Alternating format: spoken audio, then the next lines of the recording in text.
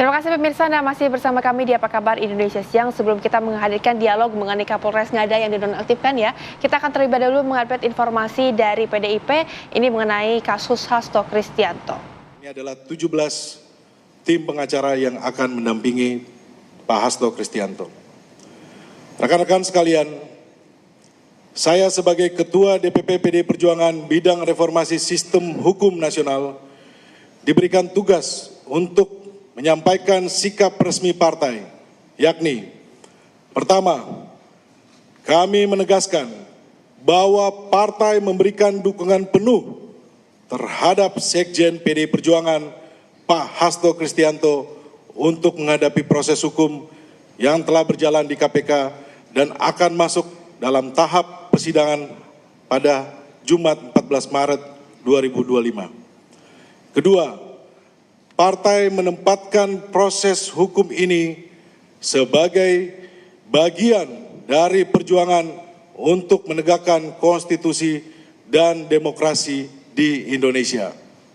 Ketiga, kami meyakini proses yang sedang berjalan ini adalah bentuk pembajakan fungsi-fungsi penegakan hukum untuk kepentingan politik atau bahkan balas dendam politik atas sikap politik PDI Perjuangan dalam menegakkan aturan internal yang berujung pada pemecatan sejumlah kader partai.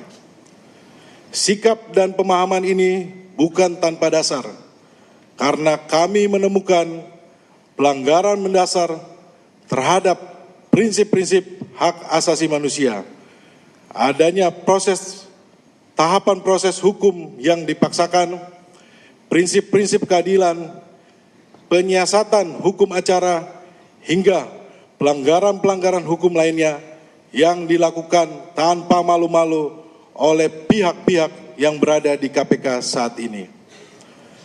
Bahkan kita belum lupa proses penetapan tersangka ini diwarnai pula oleh aksi-aksi demonstrasi kelompok masyarakat yang tidak dikenal, aksi-aksi pemasangan spanduk yang menyerang partai, serta rekayasa gugatan hukum yang memperdaya dan mengatasnamakan kader-kader partai kami untuk menggugat kepemimpinan partai. Lebih vulgar lagi, operasi politik terhadap PDI Perjuangan dan kriminalisasi terhadap Sekjen Hasto Kristianto sampai harus menggunakan lembaga survei untuk menggiring opini publik.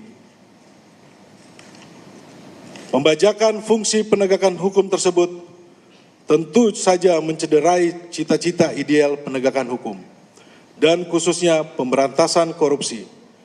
Praktik ini sebenarnya juga terjadi terhadap sejumlah politisi lainnya. Dan oleh karena itu, kami memilih untuk melawan praktek-praktek buruk pembajakan institusi penegakan hukum ini. Karena kami meyakini ini adalah bagian perjuangan demokrasi yang sejalan dengan nilai-nilai partai. Rekan-rekan sekalian, sekali lagi kami meyakini Sekjen PDI Perjuangan Pak Hasto Kristianto saat ini adalah seorang tahanan politik yang dipaksa diam dan dijerumuskan menggunakan proses hukum yang telah dibajak oleh kepentingan pihak-pihak tertentu. Oleh karena itu, kami mengajak semua untuk mengawal proses yang sedang berjalan saat ini dan secara terbuka yang akan diuji pada persidangan dimulai pada Jumat 14 Maret 2025. Berikutnya saya mempersilakan kepada tim penasihat hukum untuk menyampaikan poin-poin yang menjadi catatan masing-masing. Tempat dan waktu saya persilakan. Silakan Pak Todung Mulya Lubis. Saudara-saudara sekalian, saya ingin melanjutkan apa yang dikatakan oleh Bung Roni tadi. Saya agak sedikit personal ya, karena saya ingin. Ya pemirsa, itulah konferensi pers dari PDI Perjuangan yang disampaikan oleh Roni Talapesi. Kita kembali menghadirkan kabar lainnya, di mana pemirsa kita juga masih akan menyimak kembali bagaimana pernyataan dari Todung Mulya Lubis, tim kuasa hukum dari Hasto Kristianto. Berikut kami hadirkan untuk Anda. Itu sudah begitu masif, begitu sistemik, begitu endemik. Indeks persepsi korupsi Indonesia itu selalu jelek. Sekarang tahun ini memang naik 3 angka, dari 34 menjadi 37. Tapi dalam tahun-tahun kita mendirikan KPK itu, indeks persepsi korupsi Indonesia itu termasuk yang paling jelek di Asia dan di dunia.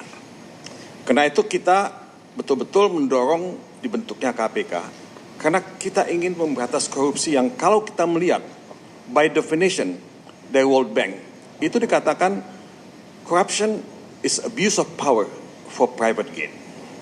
Itu rumusan Bank Dunia. Nah, kalau kita membaca Undang-Undang Pemberantasan Tindak Pidana Korupsi, korupsi itu adalah perbuatan melawan hukum yang memperkaya diri sendiri, dengan merugikan keuangan negara, dan perekonomian negara dan atau. Ini saya nggak menjelaskan secara literal, secara harfiah definisi korupsi pasal 2 dan pasal 3. Tapi intinya itu, perbuatan memperkaya diri sendiri secara melawan hukum, atau disebut juga bisa jadi memperkaya orang lain atau korporasi, yang merugikan keuangan negara dan perekonomian negara. Nah, ini tujuan-tujuan ideal karena kita tidak ingin harta kekayaan bangsa ini, negara ini dirampok. Kita bikin KPK. Nah, saya ikut mendirikan Indonesian Corruption Watch, lembaga yang pertama-tama berjuang untuk memberantas korupsi. Dan ikut juga sebagai pendiri Transparency International Indonesia, satu gerakan anti korupsi global yang pusatnya di Berlin dan kita dirikan di Indonesia, dan saya menjabat 2 kali masa jabatan. Nah, pada waktu-waktu itu, saudara-saudara, saya tidak mau menangani kasus korupsi. Karena buat saya, menangani kasus korupsi itu bertentangan dengan hati nurani saya yang ingin memberantas korupsi. Jadi saya menghindar dari kasus